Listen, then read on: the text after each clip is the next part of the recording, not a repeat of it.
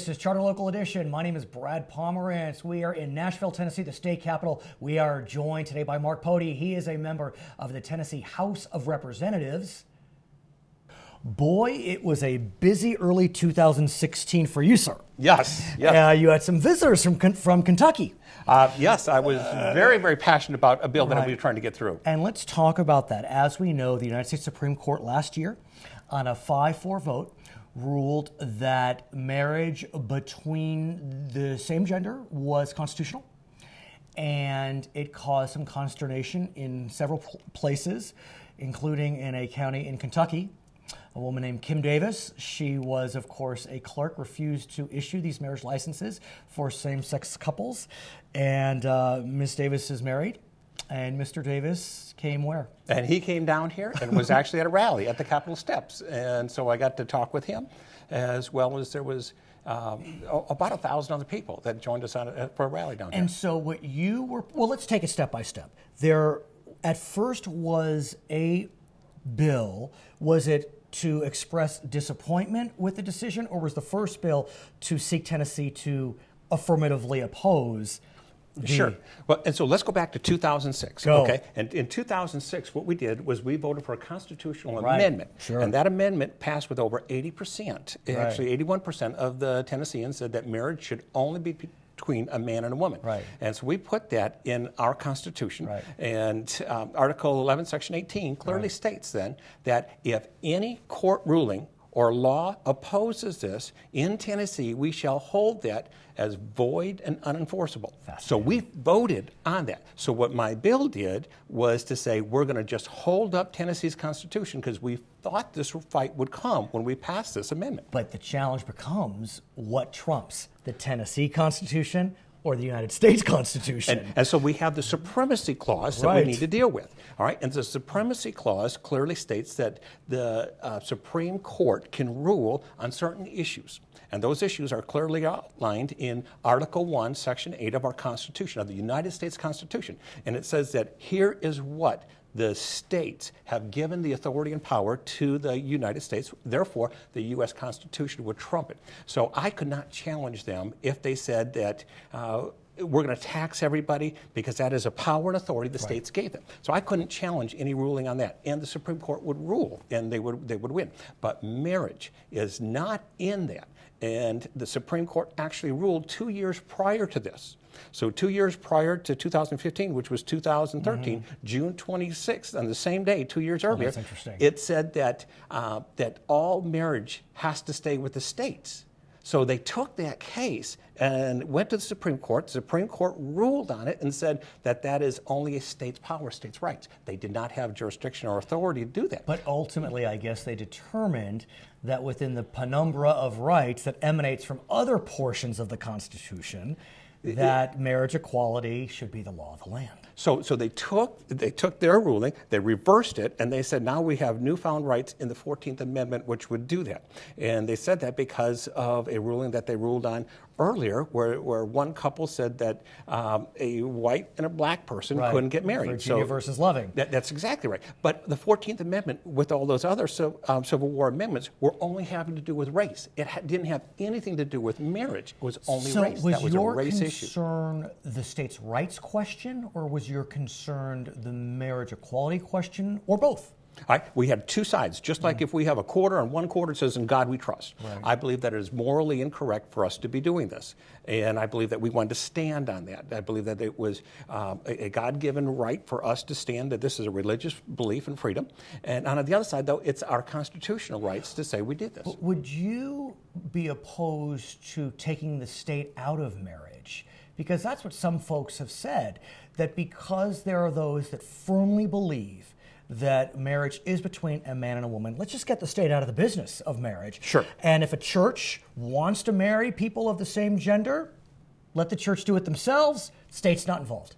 And for a long time, that's the way it was. Okay, and I'm not jumping up and down saying that's the best way to go, but I am turning around saying because Tennesseans voted this with this in mind in 2006, I just want to stand up for what we currently voted. We put it in law, and when we said that any judicial decision on this, we would not hold as enforceable in here in Tennessee. So you floated a bill. Yes. And what happened? They put on a $8.5 billion fiscal note. It is about 1/4 of our Tennessee budget. $8.5 billion is what they put on. So as a parliamentary matter, they put on your bill this fiscal matter that made your bill not survivable? Is that essentially what? That would be a very fair statement. Okay. That would be a very, very fair statement. And so your bill did not march forward, but there was a resolution yes. that was passed that came out and said, we, the General Assembly, or is it just the House of Representatives, oppose the Obergefell decision? That's correct. So the resolution came back and said that we're going to oppose it, but there's no teeth to it. It just says that that's what we're going to do. So now, there's a lawsuit going on that's challenging it, and I think this resolution probably helped that lawsuit. So what was your fundamental concern, though, with regard to this ruling? I mean, look, I'm married to a woman, you're married to a woman, that's our choice. Yes. If someone else wants to do what they want to do, what do we care? And on many things, it's almost like saying, why is this the important issue? Right. You know what I mean? Because if I were to say we want to outlaw every sin or something like that, then why does this make this one more important? Because this, at this point, becomes public policy in Tennessee. So when it's taught in our public schools, my grandchildren are going to go to public school, and they're going to say, where I tell them that it is incorrect, except for marriage between a man and woman. But when they go to school, they're going to say, well, it's not. Here in Tennessee, anything is okay. Well, it's not here in 50 states. I mean, literally, that's what's happened. So our schools are going to have to be teaching that, which is direct conflict. But do they conflict. have to teach it? I guess that they could teach the reality of it, but are they going to take a position on it? Well, let me ask this. When we had the same thing with the Scopes trials, okay? And is evolution taught? And here we are in Tennessee. So is that taught in our schools? Okay.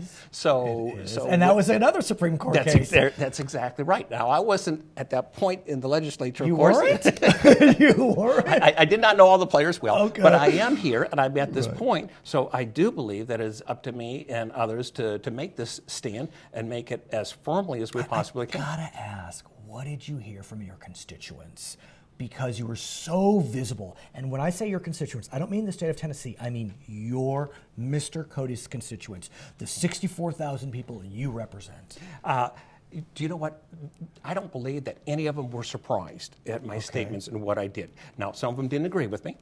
So were you getting love mail, hate mail, all mail? What were you getting? I was getting all mail. Okay. But the vast majority was mail of support and coming down and saying, we like what you're doing, or what you're doing does not surprise us at all. When I ran as a Christian conservative, this is exactly what they would expect me to do. And in a lot of ways, people just want consistency. They may disagree with you, but it lines up with what you said. So you didn't give them a bill of goods. I mean, here I am, and this is where I am. And I think that they appreciate me following through with what I said I'd do, and I'm doing it. So where do you go from here on this issue?